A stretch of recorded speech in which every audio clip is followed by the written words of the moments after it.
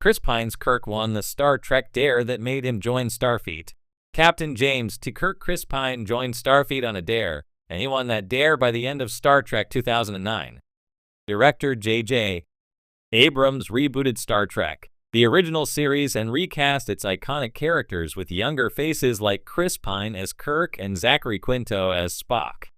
Set in the alternate Kelvin timeline, Star Trek 2009 launched Kirk, Spock, and the crew of the USS Enterprise on a mission to stop the Romulan time-traveling villain Nero Eric Bana from destroying the United Federation of Planets. Star Trek 2009 was a new origin of how James T. Kirk became captain of the Enterprise. But first, Kirk had to join Starfleet. In this parallel Star Trek timeline, Jim grew up without a father. Lieutenant George Kirk Chris Hemsworth sacrificed himself to save the USS Kelvin's crew from Nero. After a bar fight with a group of Starfleet cadets, Jim Kirk was encouraged by Captain Christopher Pike Bruce Greenwood to enlist in Starfleet. Pike told the young Kirk, "Your father was captain of a starship for 12 minutes. He saved 800 lives, including your mother's and yours. I dare you to do better." Chris Pine's Kirk won Captain Pike's dare in Star Trek 2009.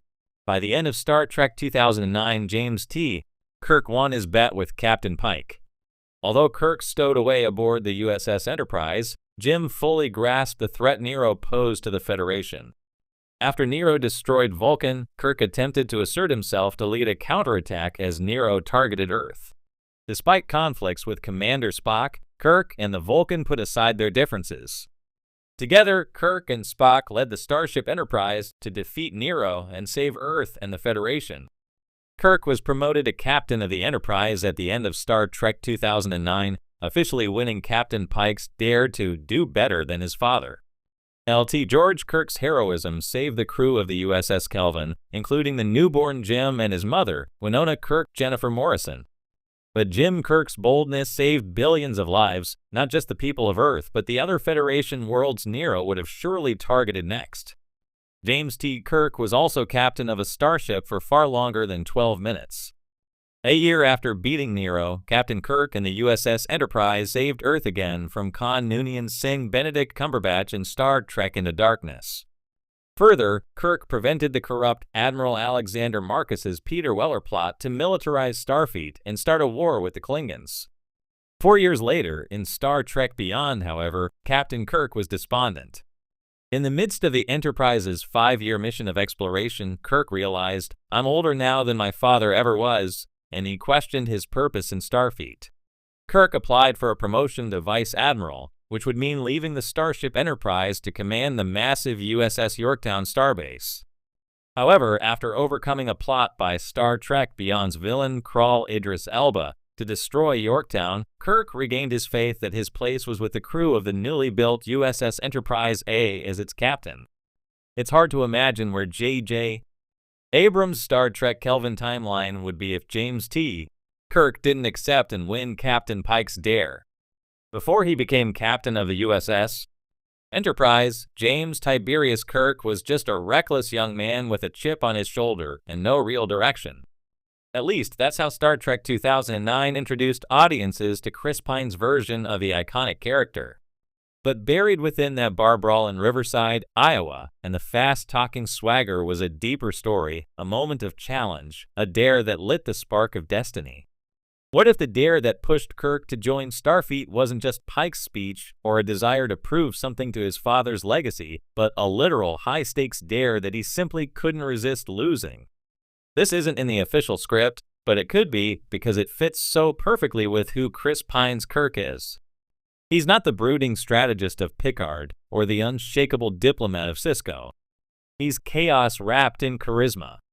He's the kind of guy who would jump out of a speeding car just to say he did it, who steals a classic motorcycle for fun, and who lives like the universe owes him a reason to care. And that's exactly why a dare makes sense as the turning point of his life.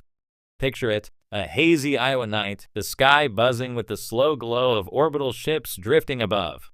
Kirk, 22 years old, bored out of his mind, nursing a bruised ego after getting tossed out of the bar for antagonizing a few Starfleet cadets.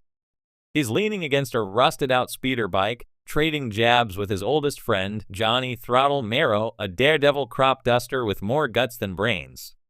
They've been competing since childhood, one-upping each other in everything from drinking games to a legal stunt runs through desolate cornfields.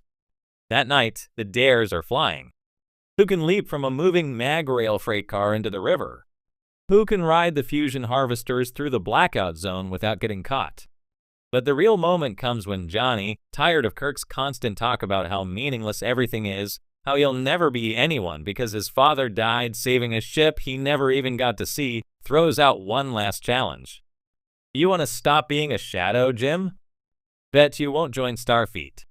Bet you don't have the nerve. Kirk laughs at first. Starfleet? He's spent most of his life resenting it. The organization that turned his father into a ghost. But then Johnny pushes. Bet you can't even make it through the physical. Or the psych eval. You'll flunk out in a week. You always choke when it counts. That's when Kirk's grin drops.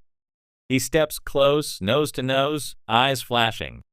If I join and I make it through the first year, you have to race the Delphic spiral. Johnny blinks. That's suicide. Kirk just shrugs. You said I couldn't. So which is it? Scared of me winning or scared of flying crooked? It's stupid. It's impulsive. And it's so Kirk. The next morning, he shows up at the Riverside shipyard with a hangover and a chip on his shoulder, still half convinced he's just bluffing his way through the dare. That's when Captain Pike finds him. He's read Kirk's file. He knows the legacy. He's got no idea about the dare, but he sees the fire and fans it. You could be an officer in 4 years. Have your own ship in 8. That line echoes like a challenge in Kirk's head. Like the universe doubling down on the bet. And the thing is, Chris Pine's Kirk wins the dare. He doesn't just get through the first year. He saves Earth. He beats the Kobayashi Maru, even if it's by cheating, because that's his style. Win first, figure out the rules later. He earns the captain's chair not through rigid adherence to Starfleet ideals, but through instinct, heart, and a ridiculous, unshakable refusal to lose.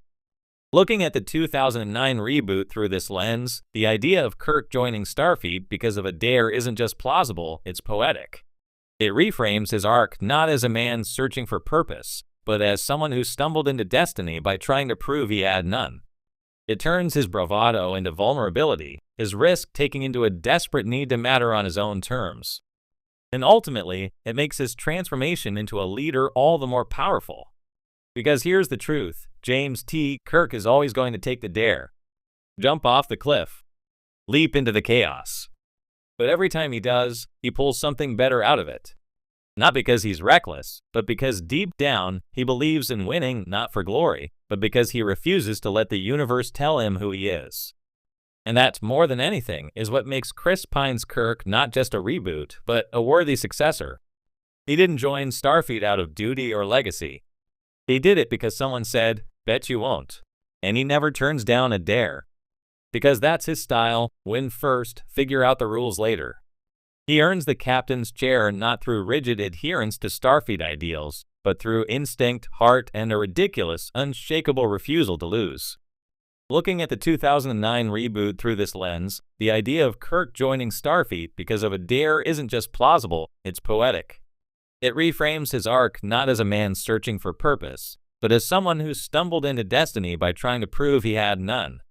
It turns his bravado into vulnerability, his risk-taking into a desperate need to matter on his own terms. And ultimately, it makes his transformation into a leader all the more powerful. Because here's the truth, James T. Kirk is always going to take the dare. Jump off the cliff. Leap into the chaos. But every time he does, he pulls something better out of it. Not because he's reckless, but